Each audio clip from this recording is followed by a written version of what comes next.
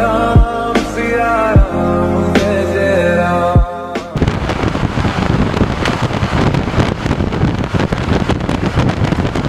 অযোধ্যা যাওয়ার জন্য এই মুহূর্তে ডিরেক্ট কলকাতা থেকে দুটো ট্রেনই রয়েছে। এক হচ্ছে আমাদের জম্মু তাওয়াই এক্সপ্রেস 13151, আরেকটা হচ্ছে দুন এক্সপ্রেস 130।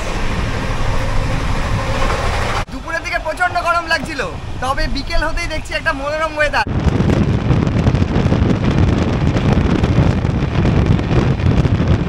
ওই 5:30 চলে এলাম আমরা গোমো স্টেশনে। আর গোমো স্টেশনের একটা ঐতিহাসিক গুরুত্ব রয়েছে, মানে একটা ইতিহাস রয়েছে। তোমাদের যদি জানাই, এই স্টেশনের সাথে কিন্তু নেতাজি সুভাষচন্দ্র বোস সরাসরিভাবে যুক্ত রয়েছে। সমস্ত ক্যামেরা মানিব্যাগ বাইরে রেখে আমাদেরকে প্রবেশ করতে হবে। আর এই যে দেখা যাচ্ছে, দেখো, এই হচ্ছে রাম মন্দিরের অংশবিশেষ। মানে এই দিকটা কাজ হচ্ছে এখনো অবধি, আর মেন চূড়াটা এখনো কমপ্লিট হয়নি, আন্ডার কনস্ট্রাকশনে রয়েছে। ভিড়টা দেখো, হনুমান গাড়িতে হনুমান মন্দিরেও কিন্তু এরকম ভিড় রয়েছে। আর 12টার সময় যেহেতু মন্দির বন্ধ হয়ে যাবে, ভিড়টা দেখো পেছন থেকে।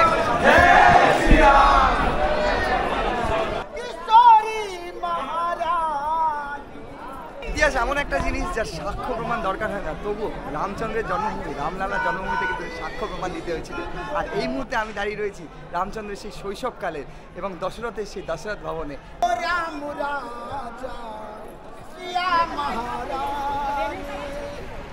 Good morning from Kolkata station. আজ 10ই এপ্রিল 2024। আবারও একটি ব্র্যান্ড নিউ জার্নিতে তোমাদের সকলকে স্বাগত। আজ আবারও বেরিয়ে পড়লাম একটি নতুন জার্নির উদ্দেশ্যে। আজকের গন্তব্য শ্রীরামচন্দ্রের জন্মভূমি অযোধ্যা ধামে।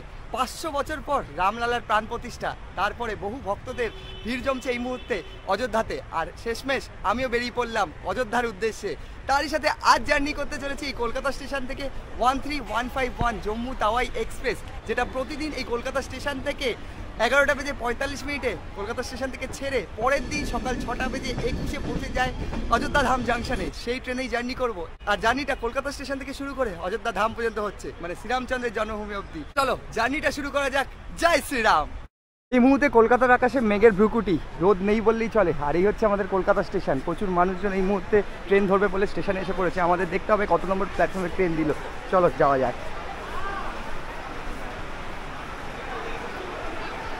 বোর্ডের মধ্যে আমাদের ট্রেন দিয়ে দিয়েছে জম্মু তাওয়াই এক্সপ্রেস 13151, 11:45, 5 নম্বর প্ল্যাটফর্ম। এই হচ্ছে 1 নম্বর প্ল্যাটফর্ম, 11:11। আর এইদিকে দাঁড়িয়ে রয়েছে 2 নম্বরে বালুঘাট এক্সপ্রেস, কলকাতা বালুঘাট। আমাদের যেতে হবে 5 নম্বরে, ওই যে ফ্লাইওভার দেখা যাচ্ছে ওটা দিয়ে পার হতে হবে।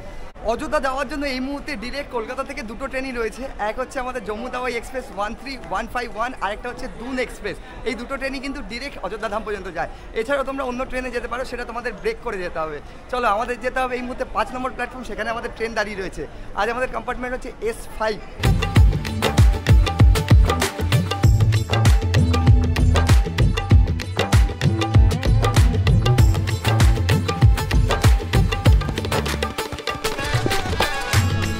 এদিকে দাঁড়িয়েছে কলকাতা গোরখপুর, আর এই যে 5 নম্বর দাঁড়িয়ে রয়েছে জম্মু তাওয়াই। একদিন আগে থেকেই কিন্তু এই ট্রেনটা দাঁড়িয়ে থাকে। চলে এলাম আমরা নিচে।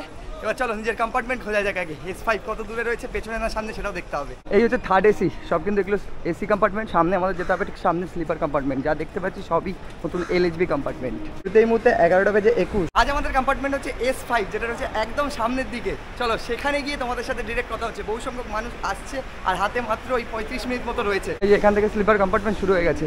এই হচ্ছে S6, আর ঠিক সামনেই রয়েছে S5। চলো এই হচ্ছে S6, আর এই হচ্ছে আমাদের S5। চলো ভেতরে প্রবেশ করা যাক। এই হচ্ছে স্লিপার কম্পার্টমেন্ট S5। চলো তোমাদেরকে একটু সিটিং অ্যারেঞ্জমেন্ট দেখিয়ে দিই। আমাদের হচ্ছে 58, এই যে এদিকে হচ্ছে 58 রয়েছে মিডিল বার্থ। এই হচ্ছে আপার, এদিকে আপার, এদিকে আপার, এদিকে মিডিল অ্যান্ড লোয়ার। আর তোমাদের যদি দেখাই, এই মুহূর্তে ঘড়িতে 11:24, এই জন্য এখনও ফাঁকা রয়েছে। আর এই হচ্ছে সাইড আপার অ্যান্ড এই হচ্ছে সাইড লোয়ার। হচ্ছে 11:45, ঠিক সঠিক টাইমে আমাদের ট্রেন ছেড়ে দিল কলকাতা স্টেশন থেকে।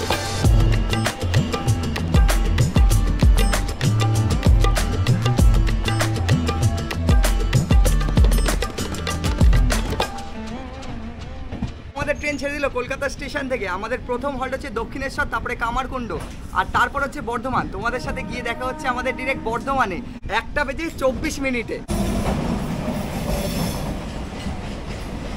চলে এলাম সিটে। এই মুহূর্তে সমস্ত সিট নামানোই রয়েছে। এই হচ্ছে স্লিপার কম্পার্টমেন্ট, এতেই জার্নি করতে হবে।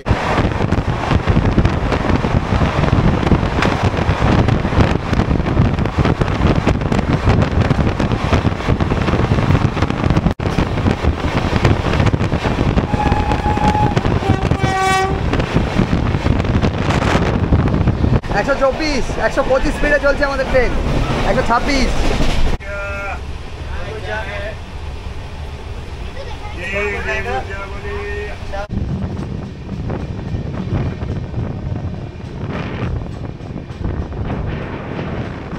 আচ্ছা 1টা বেজে 32।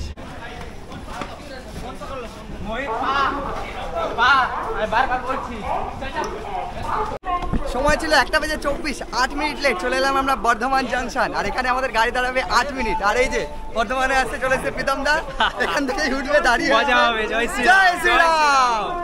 চলো আর ট্রেনে ওঠা যাক। আর 8 মিনিটের এখানে হল্ট রয়েছে। আর বর্ধমানে এসেছি, বর্ধমান সম্পর্কে তো বলতেই হয়। হাওড়া দিল্লি মেন লাইনকে কিন্তু এই বর্ধমান জাংশন কানেক্ট করেছে। আর বর্ধমানের সীতাভোগ বিখ্যাত, আর মিহিদানা তো রয়েছে সঙ্গে। 1টা বেজে 37 আমাদের ট্রেন ছেড়ে দিল বর্ধমান জাংশন থেকে।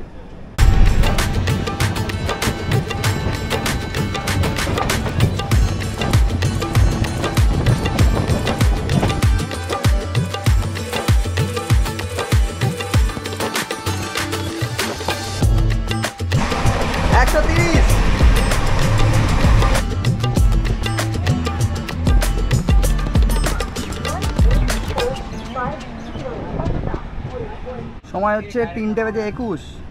চলে এলাম আমরা আসানসোল জাংশন। এখানে আমাদের 5 মিনিটের হল্ট রয়েছে। তারপরে ট্রেন আমাদের আবারও রওনা দেবে, লং জার্নি। এরপর তোমাদের সাথে আমাদের দেখা হচ্ছে ধানবাদে, মানে এরপরেই আমরা ঝাড়খণ্ডে ঢুকে যাচ্ছি।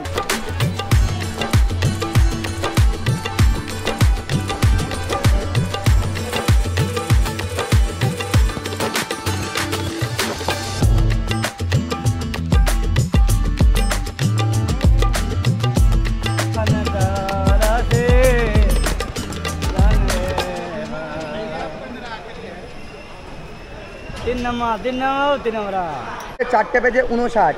চলে এলাম আমরা পশ্চিমবঙ্গ পেরিয়ে ঝাড়খণ্ডের ধানবাদে।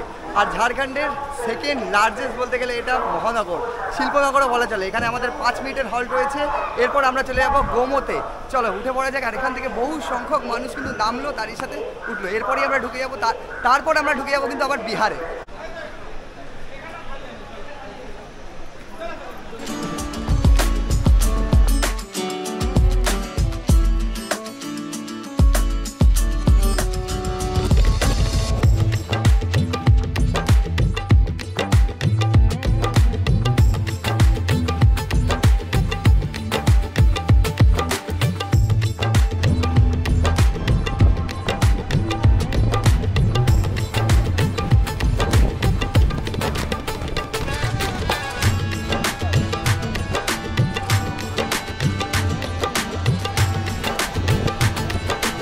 হচ্ছে 5টা বেজে 29। ওই 5:30 চলে এলাম আমরা গোমো স্টেশনে। আর গোমো স্টেশনের একটা ঐতিহাসিক গুরুত্ব রয়েছে, মানে একটা ইতিহাস রয়েছে। তোমাদের যদি জানাই, এই স্টেশনের সাথে কিন্তু নেতাজি সুভাষচন্দ্র বোস সরাসরিভাবে যুক্ত রয়েছে। সময়টা হচ্ছে 18ই জানুয়ারি 1941। সেই সময় ইংরেজদের দখলে কিন্তু ভারতবর্ষ। আর নেতাজি সুভাষচন্দ্র বোস সেই সময় লড়ে যাচ্ছে ভারতের স্বাধীনতার জন্য। তাকে নজরবন্দি করে রাখা হয় কলকাতাতে। তিনি চলে এসেছিলেন ছদ্মবেশে এই গোমো স্টেশনে। নেতাজি কালকা মেলে করে কিন্তু তার যাওয়ার কথা ছিল সেই দিল্লিতে। অনেক সময় কেটে যায়। সময়টা হচ্ছে 2009 সাল, যখন তৎকালীন রেলমন্ত্রী লালু প্রসাদ যাদব এই স্টেশনটার নাম করে দেন নেতাজি সুভাষচন্দ্র বোস জাংশন গোমো।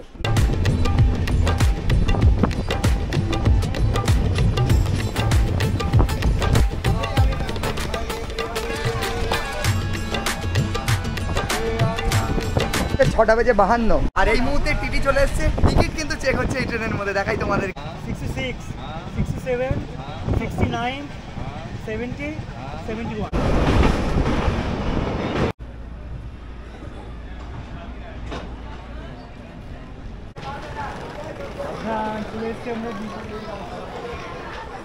চলে এলাম আমরা বিহারের গয়াতে। আর এখানে কিন্তু প্রচুর সংখ্যক মানুষ তোমাদেরকে দেখালাম, যে যার মতো সিটে বসে পড়বে। তার আগেই সিটে এসে বসে প্রিকশনস নেওয়া। বিহারে এই মুহূর্তে আমরা রয়েছি, বুঝতেই পারছো।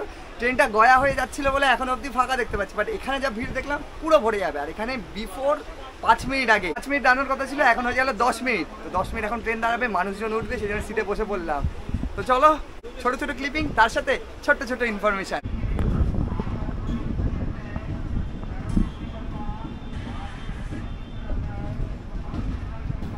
হচ্ছে 9টা বেজে 20, রাত হয়ে গেছে। এবার পালা হচ্ছে রাতের খাবারটা সেরে নেওয়ার। আর অর্ডার দিয়েছিলাম হচ্ছে স্ট্যান্ডার্ড ভেজ মিল। কি কি রয়েছে সবার আগে তোমাদের দেখাই একবার। দেখো, এই হচ্ছে রাইস, তার সাথে রয়েছে একটা ট্যাঙ্গো পিকল, এদিকে রয়েছে একটা আলুর সবজি, আর এদিকে রয়েছে ডাল, আর এইদিকে রয়েছে 2 পিস পরোটা। এই হচ্ছে স্ট্যান্ডার্ড ভেজ মিল। আর এদিকে রয়েছে কিন্তু শনপাপড়িও। আর এই স্ট্যান্ডার্ড মিলটা আমাদের পড়লো 80 টাকা। চলো খাবারটা সেরে নিই, তারপর তো একটা লম্বা ঘুম দিতে হবে, কারণ সকালবেলা আমাদের ট্রেন পৌঁছে যাবে। 6টা 21-এ টাইম রয়েছে আমাদের অযোধ্যা ধাম স্টেশনে।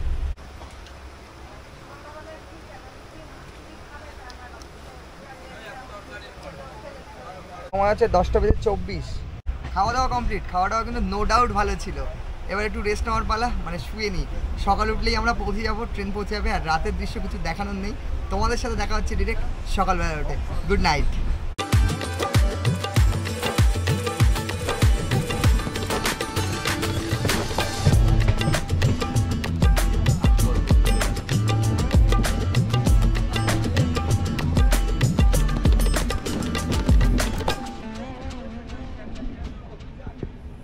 সময় হচ্ছে 6টা বেজে 3।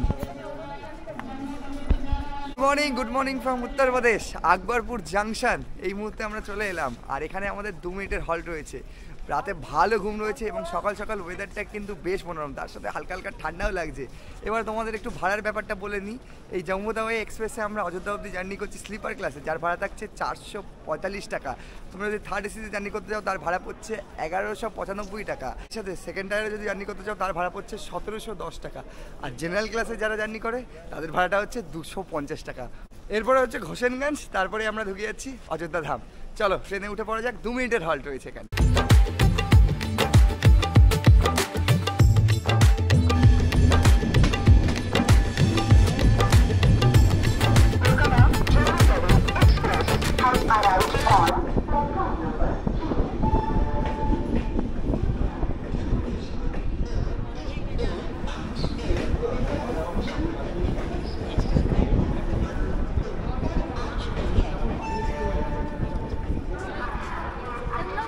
ছটা বেজে 59।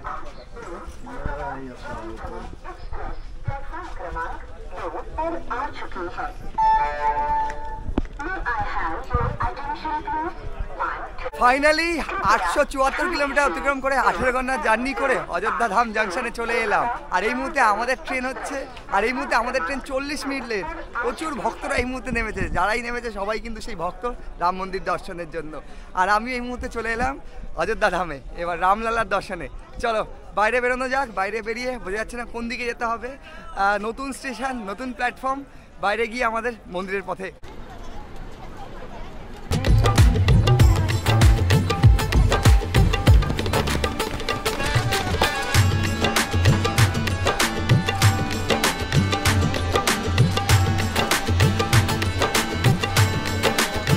স্টেশনের ভেতর এই দিক দিয়ে আমরা উঠে এলাম। আর তোমরা চাইলে কিন্তু এইদিকে এক্সেলেটার রয়েছে, আর ঠিক এদিকে লিফটও রয়েছে, বাট লিফট এখন বন্ধ রয়েছে। এখান থেকে সব ওদিকে নামতে হবে আমাদেরকে। চলো, সুন্দরভাবে সাজানো গোছানো, যেমনটা দেখেছিলাম তেমনটাই, তবে অনেকটা কাজ বাকি রয়েছে। আর চারিদিকে নামার জন্য এক্সেলেটার রয়েছে, মানে বয়স্কদের কোনোভাবেই অসুবিধা হবে না। ঠিক আমরা বাইরের দিকে বেরোচ্ছি এবারে।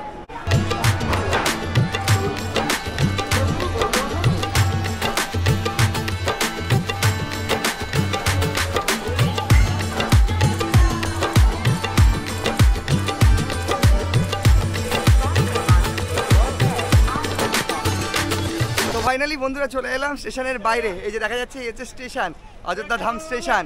আর এরপরে আমাদের যেতে হবে মন্দিরে, ঠিক কাছেই রয়েছে মন্দির। এবার ফার্স্ট টাইম এক্সপিরিয়েন্স, কতটা দূরত্বে রয়েছে সেটা জানি না। বেরোই, বেরিয়ে দেখা যাক কোন দিক দিয়ে যেতে হয়।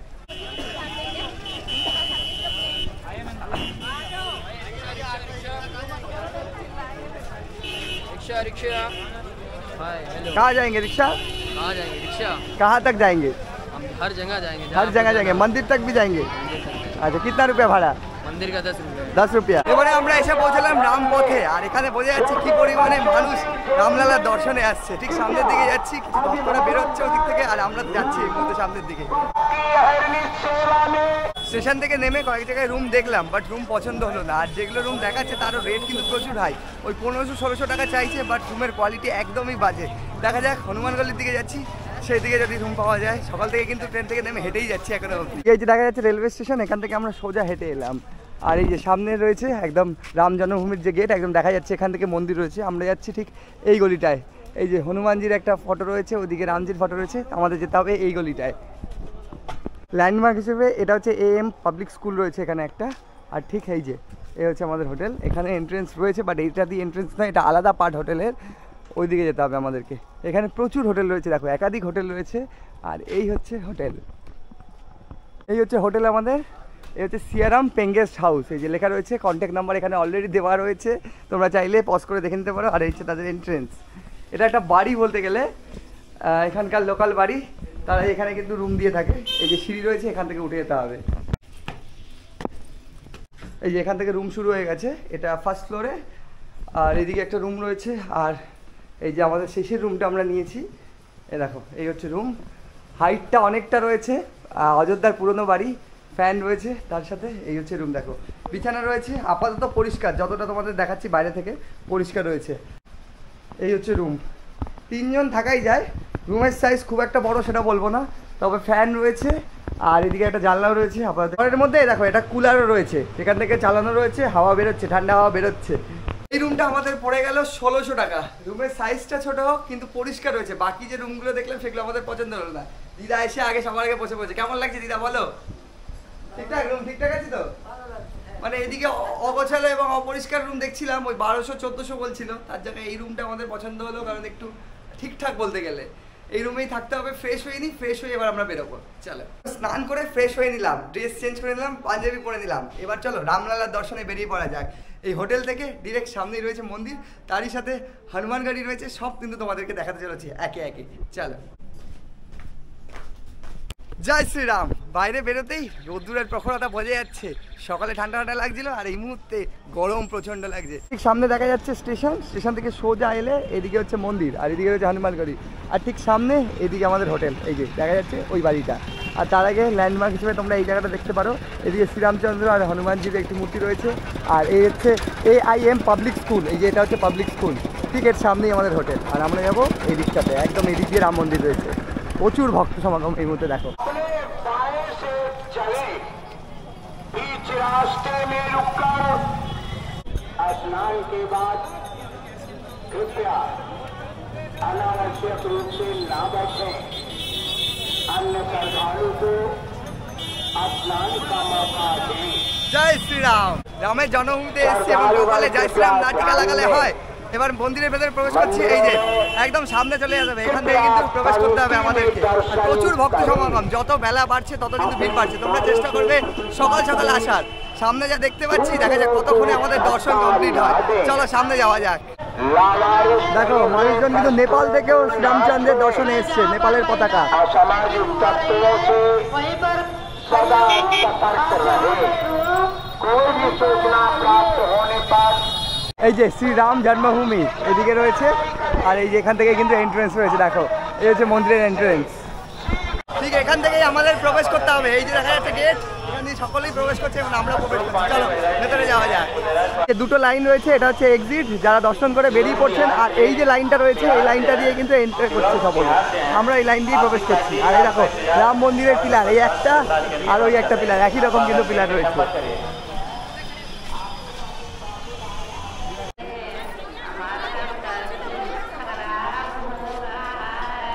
ঠিক এই যে এখান থেকে মোটামুটি কম করে হলেও 500 থেকে 700 মিটার হাঁটলাম, আমরা চলে এলাম আমরা একদম রাম মন্দিরের এন্ট্রেন্সে। এখানে যা দেখতে পাচ্ছি প্রচুর ভক্ত সমাগম হয়েছে, দেখো। আর ঠিক এই যে সামনেটা দিয়ে প্রবেশ করছি, এইদিকে রয়েছে মন্দির। আগে আমাদেরকে এখানে সমস্ত জিনিসপত্র রাখতে হবে। এই হচ্ছে পুরনো রাম মন্দির, আর ওই যে পেছনে দেখা যাচ্ছে কনস্ট্রাকশনের কাজ হচ্ছে, ওইদিকে হচ্ছে নতুন রাম মন্দির। এখান থেকে দেখা সম্ভব হচ্ছে না কোনোভাবেই, তবে যতটা তোমাদের দেখাতে পাচ্ছি চূড়ার কাজ যেহেতু হয়নি, চূড়াটা ওখানে হলে দেখা যাবে। আর এই হচ্ছে পুরনো রাম মন্দির। এই স্টেশনে নেমেই ব্যাগপত্র নিয়েই চলে আসছে দর্শন করতে, তাদের জন্য কিন্তু এই যে ব্যাগগুলো রয়েছে সব চেক হচ্ছে। আমরা ফ্রেশ হয়ে এসেছি, চেকের কিন্তু ব্যাপার নেই, তবুও নিরাপত্তা বলায় কিন্তু পুরো ঢাকা জায়গাটা চেক হবে, তারপরেই আমরা প্রবেশ করতে পারবো। এই যে এরকম 1, 2 করে সব কাউন্টার রয়েছে, এখানে টোটাল 17টা কাউন্টার রয়েছে। এইসব ব্যাগ চেক হচ্ছে এদিকে।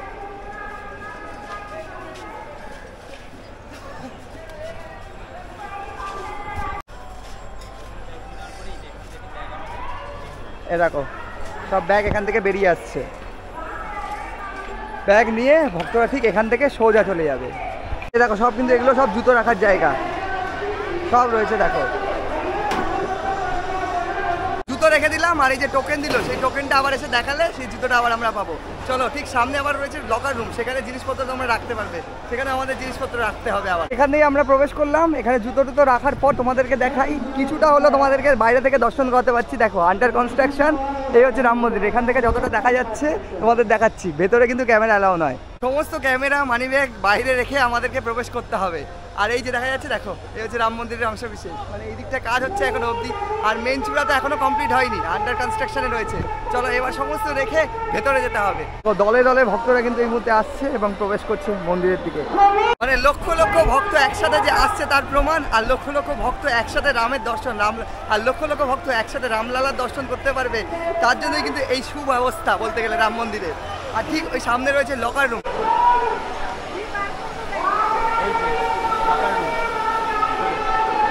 এই দেখো এই হচ্ছে লকার রুম, সব লাইন দিয়ে লকার রয়েছে, এখানে কিন্তু সমস্ত জিনিসপত্র জমা করে তারপরে এ পথে আমাদের যেতে হবে। তোমরা কেউ ডিরেক্ট একদম স্টেশনে নেমে রাম মন্দির দর্শন করতে আসতে চাও, লকার রুম রয়েছে, সেই লকার রুমে তোমরা সমস্ত জিনিস রাখতে পারবে। আমরা তো ফ্রেশ হয়ে এসেছি, তবুও মোবাইল অ্যালাউ নয়, ক্যামেরা অ্যালাউ নয়, সব আমাদের রেখে দিতে হচ্ছে, শুধু পার্সটা তোমরা নিয়ে ঢুকতে পারবে। চলো জমা দিয়ে ভেতরে প্রবেশ করা যাক। রাম মন্দির আধুনিক যুগের যুগান্তকারী অবদান, তারই সাথে 500 বছর পর রামলালার প্রাণ প্রতিষ্ঠা, যার জন্য দিনে প্রায় লক্ষাধিক মানুষ রামলালার দর্শনে এই মুহূর্তে ভিড় জমাচ্ছে অযোধ্যায়। একজন হিন্দু হিসেবে রামলালার দর্শনে আমি তো আপ্লুত, এবং তোমাদের রামলালার দর্শন করাতে পেরে আমিও ধন্য। এই হচ্ছে লকার রুম, দেখো এই লকার রুমের মধ্যে কিন্তু আমরা সমস্ত জিনিস জমা দিয়েছিলাম, একে একে এরকম লকার রয়েছে, তার সাথে চাবিও রয়েছে।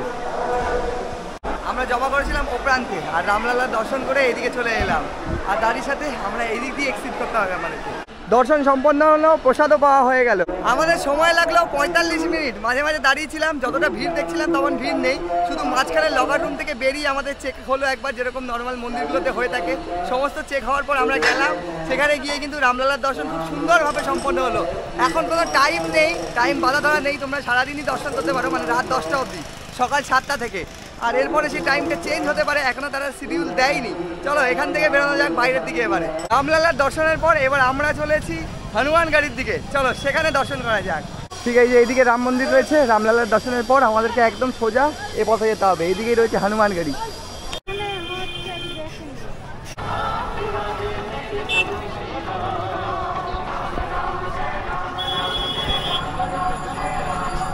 এই যে হনুমান গাড়ি, এ পথেই যেতে হবে আমাদেরকে। এই যে মন্দির, সব কিন্তু এগুলো লাড্ডু।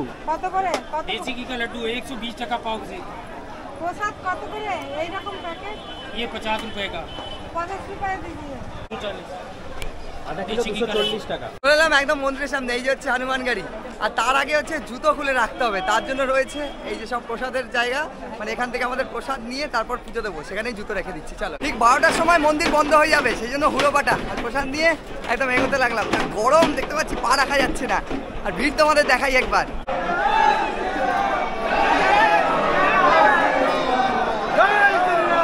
ভিড়টা দেখো, হনুমান গাড়িতে হনুমান মন্দিরেও কিন্তু এরকম ভিড় রয়েছে। আর 12টার সময় যেহেতু মন্দির বন্ধ হয়ে যাবে, সেটা ভিড়টা দেখো একদম।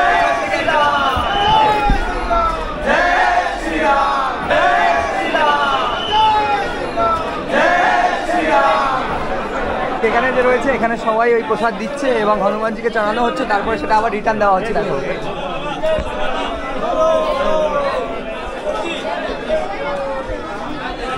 এই ছিল হনুমান গাড়িতে হনুমানজির দর্শক। হনুমান এই গ্রামের এখানে রক্ষক, আর এই যে পুরো দুর্গের ন্যায় এই জায়গাটা কিন্তু রয়েছে, আর এখান থেকেই হনুমানজি বসে এই গ্রামের রক্ষা করে থাকেন।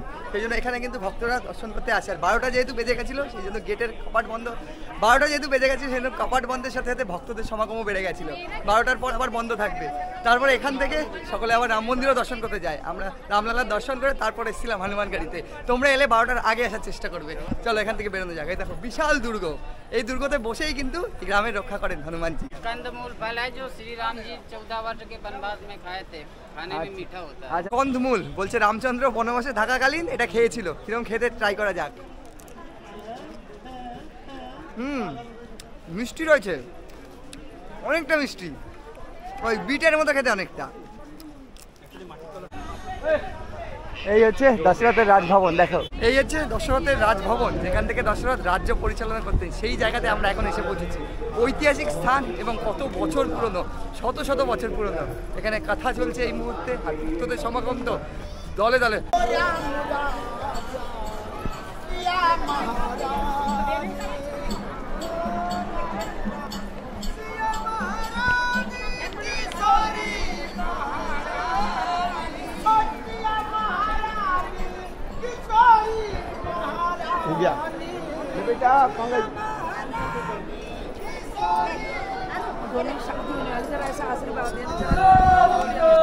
এই হচ্ছে দশরথ ভবন। ভাবতেই অবাক লাগে সেই গল্পে পড়া রামায়ণের সেই জায়গায় আমি দাঁড়িয়ে রয়েছি এই মুহূর্তে। আর এখান থেকেই রাজা দশরথ রাজ্য পরিচালনা করতেন। তারই সাথে এখানে আরও একটা বিশেষত্ব হচ্ছে রামচন্দ্র এবং তার ভাইদের সাথে কিন্তু এখানে তিনি শৈশব কাটিয়েছিলেন এবং বাল্যকাল কাটিয়েছিলেন, বড় হয়েছিলেন এখানেই কিন্তু একসাথে। সেই জায়গায় আমি রয়েছি এই মুহূর্তে। এটা মন্দিরে রূপান্তরিত করা হয়েছে। এখানে রামচন্দ্র, সীতা এবং লক্ষ্মণজি, হনুমানজির মন্দির রয়েছে। ইতিহাস এমন একটা জিনিস যার সাক্ষ্য প্রমাণ দরকার হয় না, তবুও রামচন্দ্রের জন্মভূমি রামলালার জন্মভূমিতে কিন্তু সাক্ষ্য প্রমাণ দিতে হয়েছিল। আর এই মুহূর্তে আমি দাঁড়িয়ে রয়েছি রামচন্দ্রের সেই শৈশবকালের এবং দশরথের সেই দশরথ ভবনে। আমি মনে করব আজকে তোরাই ভগবান রামের পরে, কেননা তোদের জন্য আজকে এই রাম মন্দির আমি দর্শন করতে পেরেছি। আমি স্বপ্নেও কোনোদিন ভাবিনি যে আমি রাম মন্দির দর্শন করতে পারবো। আজকে তোরা ইউটিউবার হয়েছিস, তোরা আরো বড় হ, এটা আমি মানে আশীর্বাদ করছি দুহাত তুলে। জয় শ্রীরাম। জয় শ্রীরাম। আমার পেছনে ছিল দশরথ ভবন, যেটা তোমাদেরকে দেখালাম। এবার আমরা চলেছি কনক ভবনের দিকে, যেটা মাতা সীতা উপহার হিসেবে পেয়েছিল শ্বশুর বাড়ি থেকে। এই যে দশরথ ভবন, ঠিক তার পাশেই এই গলি রয়েছে। এদিক দিয়ে যেতে হবে আমাদের কনক ভবনের দিকে, ঠিক এই পথে সোজা। अश्वमेध यज्ञ अपने गुरुदेव से प्रार्थना की और उन्होंने आदेश दिया। ভবনে যাওয়ার পথেও কিন্তু এদিকে দেখা যাচ্ছে সারিবদ্ধ দোকান, যেখানেই দেখা যাচ্ছে সেখানেই কিন্তু রামচন্দ্রেরই সমস্ত জিনিসপত্র, ফটো থেকে আরম্ভ করে রামচন্দ্রের মূর্তি থেকে আরম্ভ করে সেই প্রসাদাম সব কিছুই তোমরা কিন্তু পাবে এখানে। আর এগোচ্ছে এই মুহূর্তে সেই কনক ভবনের দিকে। বোর্ড লেখা রয়েছে, দেখাই তোমাদেরকে, রয়েছে কনক ভবন। ঠিক এ পথে যেতে হবে আমাদেরকে।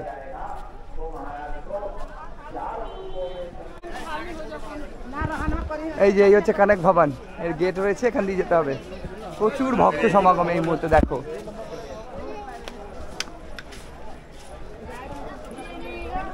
এই সেই ভবন বিয়ের পর মাতা সীতা শ্বশুর বাড়ি থেকে কিন্তু পেয়েছিল, যা কৈকেয়ী দিয়েছিল, কৈকেয়ী মাতা, যিনি রামচন্দ্রকে কিন্তু বনবাসেও পাঠিয়েছিলেন। আর এই ভবনেই রামচন্দ্র এবং সীতা কিন্তু থাকতেন। চলো এই ভবনের ভেতরে এবার প্রবেশ করা যাক।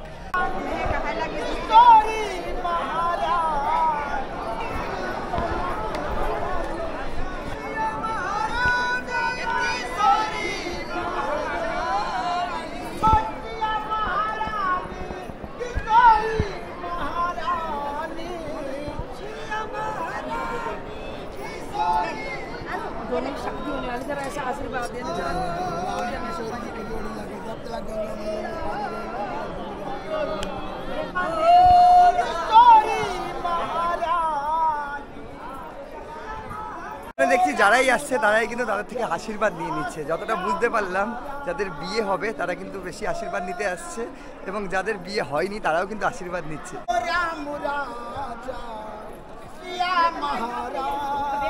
কনক ভবন থেকে বেরিয়ে এবার আমরা চলেছি লতা মঙ্গেশকর চকের দিকে। তোমরা চাইলে হেঁটেও যেতে পারো 2 কিলোমিটার। তো আমরা যেহেতু সকাল থেকেই ঘুরছি, সেই জন্য আর এনার্জি নেই বলতে গেলে, সেই জন্য টোটো নিয়ে নিলাম।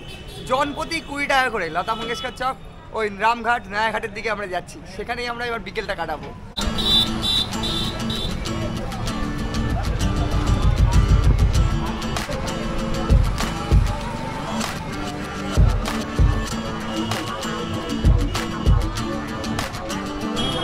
এই হচ্ছে লতা মঙ্গেশকর চক, দেখো এখানে একটা কি বিশাল বীণা রাখা রয়েছে। এই হচ্ছে লতা মঙ্গেশকর চক, যেখানে রয়েছে সুবিশাল একটি বীণা, যাকে কেন্দ্র করে মানুষের উন্মাদনা কিন্তু কম নয়। যাই ভক্তরাই আসে এখানে কিন্তু ছবি ক্যাপচার করছে। আর ঠিক সামনে প্রচুর ভিড়, আর ঠিক অপোজিটেই রয়েছে নয়াঘাট। তোমাদেরকে দেখাই, যেখানে এসে ভক্তরা কিন্তু স্নান করে থাকে। সেই ঘাটেই চলে যাচ্ছে এখন, চলো। হচ্ছে লতা মঙ্গেশকর চক, ঠিক তার অপোজিটে আবার এদিকে রয়েছে যে রাস্তাটা, সেটাই হচ্ছে রামপথ। দেখো কতটা সুন্দর, দেখো এই পথটাকেই বলা হয়ে থাকে রামপথ। আর এই রামপথটি কিন্তু খুব সুন্দরভাবে সাজানো হয়েছে, যে লাইটগুলো লেখা রয়েছে সেখানে সব জায়গাতে কিন্তু খোদাই করে করে লেখা রয়েছে শ্রীরামচন্দ্রের নাম। লতা মঙ্গেশকরের সেই বিনা, আর বিনার ঠিক অপোজিটেই যেটা বলছিলাম নয়াঘাট, এখান থেকে প্রবেশ করতে হবে।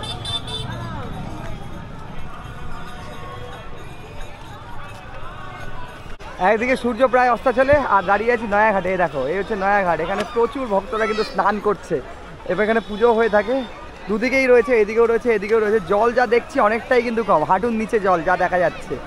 এই হচ্ছে দেখো সরজু নদীর স্রোত, আর এখানে সকলে কিন্তু স্নান করতে নেমে পড়েছে। এখান থেকেই স্রোত রয়েছে, এই স্রোতটাই একদম বয়ে বয়ে চলে যাচ্ছে ওই যে সোজা। এত দূর থেকে আমরা এলাম নয়াঘাট পার করে, এই হচ্ছে সরজু নদীর ঘাট। এখানে সকলে এই মুহূর্তে স্নানে নেমেছে। দেখো এদিকে সূর্য প্রায় অস্তাচলে, আর এই অপূর্ব শোভা দেখতে মানুষজন ভিড় করেছে সরজুর তীরে। এই দেখো এখানে হয়ে থাকে গঙ্গা আরতি। চলে এলাম আমরা সরজু নদীর তটে, যেখানে সন্ধ্যা আরতি হবে। সূর্য প্রায় অস্তাচলে, আর কিছুক্ষণের মধ্যেই সন্ধ্যা আরতি শুরু হবে।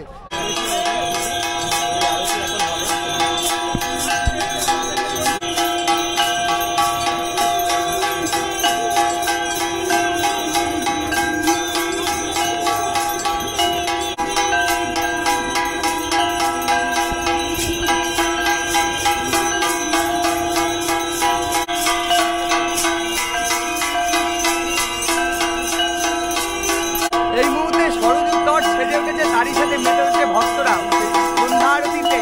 চারিদিকে ধ্বনি, আর তারই মধ্যে সরজুর তটে হচ্ছে সন্ধ্যা আরতি। যা বলার নয়, শুধু তোমরা দেখতে থাকো।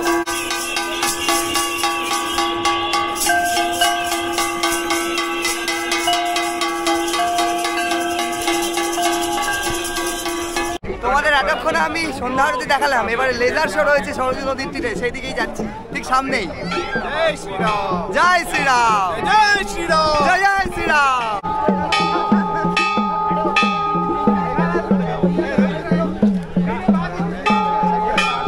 দেখো সরজু নদীর তীরে চলে এলাম, যেখানে লেজার লাইট শুরু হয়ে গেছে already. Light and sound show, এখানে পুরো রামায়ণ কিন্তু এইভাবে বর্ণিত হবে এই মুহূর্তে লেজারের মাধ্যমে। শুরু হয়ে গেছে, যেটা দেখা যাচ্ছে। দেখো রামায়ণের প্রত্যেকটা পার্ট কিন্তু ছোট ছোট করে তুলে ধরা হচ্ছে, রামের রাজত্ব থেকে আরম্ভ করে রামের বনবাস।